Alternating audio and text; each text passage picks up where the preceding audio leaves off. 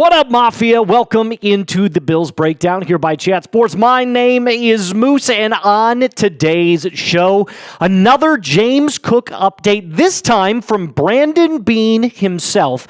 And that would lead us into our next topic, some 2025 running back targets in the event that a contract extension will never come for James Cook. And of course, remember, we are at 3,300 subscribers. We have to get as many as we can before the NFL draft starts in just 15 days. So lock us in, hit that subscribe button for all your favorite Bills content. Let's start with Mr. James Cook. So a couple of days ago, we put out a video and we kind of said, look, here's what's happened. James Cook has put his house up for sale. He went on IG Live, started pinning comments about how much he wants to make, and there has been tons of speculation about this whole contract extension and what James Cook is kind of looking for from the Buffalo Bills. Now, at that point, there hadn't really been much talk between him and general manager Brandon Beane, but now the two sides have met. Beane has met with the representatives of Cook, and unfortunately, nothing has really come of it. Here's what he had to say about the situation in and of itself. "I love James," said Beane. "Proud of his success, just like these other guys that we got extended. I don't talk about negotiations. I would say his reps and him did put themselves out there and that we did talk, so I'm not sharing anything new. It didn't lead to anything as far as closing in on a deal, so we moved on to the other guys that we're on the same page with, that we are on the same page with. At this point, we're on to the draft." And you know what? If we take a look at what James Cook has done over the last couple of seasons, it's clear that last year was by far his best season as an NFL running back. When you find the end zone a total of 18 times, 16 on the ground, 2 through the air, you are clearly doing something right. With that being said, I still think this is the right move by Brandon Beane. He's doing his due diligence as a general manager. You can have all the affinity for a player in the world. You can love a player like a son, like a brother, like a best friend, but you have to do what's right for the Buffalo Bills organization. And that means not paying a player too early. Now, speaking of paying, on that IG Live where he pinned this comment, some fan went on his IG Live and said, he's looking for $15 million a year. And James Cook pinned it. It's a little petty in my case, or in my opinion. Like, come on, dude. Like, you don't have to do this on social media. You can have a private conversation, or you could just go out to the media in general and say, hey, here's what I'm looking for. Let's hope we can get a deal done. $15 million a year is within the top 10 of running backs in the NFL. Let's take a look at who the highest paid players are. Saquon Barkley, Christian McCaffrey at $20 and $19 million a year. There's no question they deserve it. Jonathan Taylor, another workback kind of, a workhorse kind of back at $14 million. Then you start getting into the area of players that, okay, they're good. Are they worth a huge second contract? And for what Cook is looking for, he'd be the third highest paid running back in the NFL. Really? At $15 million, like for one really good season, you want to be the third highest paid running back in the NFL. I just don't see it happening. So if I'm the GM, if I'm Brandon Beane, I'd start at 9.5 and I'd work my way up. Now, obviously, he's going to shoot down 9.5 in a heartbeat. So do you go up to 10.5, maybe 11, maybe 12? I think I'd draw the hard line at about $12.5 million. I think that's kind of right where he is. And remember, that would put him in top 5 of highest paid running backs in the league. Let that sink in. We're not talking about a game breaker like Saquon Barkley. I love James Cook. I love what he did last year. He's getting better. But he's not worth $15 million a year, at least not at this point. But let me ask you this. What would you pay James Cook? If there's a number that you feel, and remember, we're talking about per year, if there's a number that you feel that you would pay him, right now, pen to paper, ink it down, what would you pay him? I'm going to say as of right now, I'd go as high as 12, and I'd draw the line right there. All right.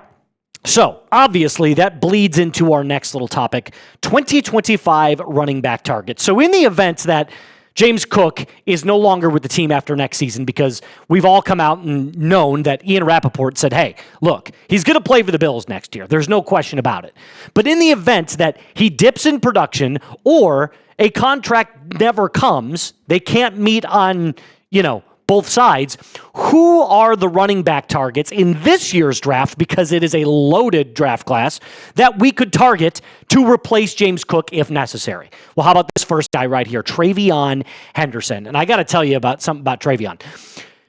A lot of people are kind of skeptical because he was in that split back system with Quinshon Judkins last year at Ohio State. But make no mistake, this dude is a baller. I love what he produced at Ohio State. I almost said Iowa State. Ohio State last year. So if we talk about what he did on the field specifically, this is what his stats looked like. Now remember, only 144 carries, but he split with Quinshon Judkins. With that being said, he still had over 1,000 yards. He had 11 total touchdowns, and he can make moves win the receiving game. He's got good enough hands. I think he's got breakaway game type speed. He's a big playback, meaning when he finds his hole, he's going to shoot it and good luck catching him. He's aggressive and patient at the same time. He's got all of the traits of a workhorse back that you are looking for. We just don't have him as a first-round pick right now because, again, of that split time. So you'd have to probably take him in round 2. He won't go any lower than that. He's not going to be a round 3 and beyond pick. He'll go in round 2, if not, maybe a team reaches for him at the end of round 1. I don't see that happening. I think he's an early to mid-second round pick. So I'm all in on Henderson, but if you're like, that's a little too high to draft a running back, especially when we have such a good running back room, maybe a guy later on in the draft like this guy, R.J. Harvey. Now, Harvey's one of those players that, I'll be completely honest with you, put a ton of production in college, but he played for a smaller school and didn't play against the best talent. So I think that's kind of why he has a bit of a question mark. Now, again, we're talking about a guy who in 2024 was sensational. 232 carries, over 1,500 yards, 25 touchdowns, and then also, again, pretty decent in the passing game. We'll get to that more in just a second. So outside of Ashton Genty, this dude was one of the most productive running backs in college football. Now, where are the concerns with R.J. Harvey? Well, I alluded to one of them already. He didn't play against the best talent. He played for UCF, so playing in a weaker conference where you're playing, top 3-star, 2-star teams, it kind of leaves a question mark up in the air. But also, he needs to develop as a pass catcher. He dropped way too many balls during his time at UCF. In fact, I think his drop percentage was over 9%, which is really, really bad. So if he can develop those hands and still have the big playmaking ability that he does, and he's got that bulldozing speed, but he's also really good left to right, that lateral quickness that you're looking for in a running back, I think R.J. Harvey in the 4th or the 5th round could be a sensational pick for the Buffalo Bills. Which leads me into our last guy right here, Mr. Jarquez Hunter out of Auburn. Now, this guy, he's one of those stereotypical workhorse back. Like, he's old school, man. Look, he doesn't even play with gloves. The dude looks like a 2005 running back, and that's exactly how he plays. He's going to bulldoze you. He's a unreal strength when it comes to the running back position. And take a look at what he did in 2024. 1,200 yards, 9 touchdowns. Again, I don't think you're drafting him to be a game breaker, right? This isn't a guy that's going to be running a 4.40. He's a much bigger player who plays lower to the ground. He's going to bulldoze you, and he's north to south, fight for that extra yard. So, again, another kind of developmental running back in this case. And like I said, he's old school.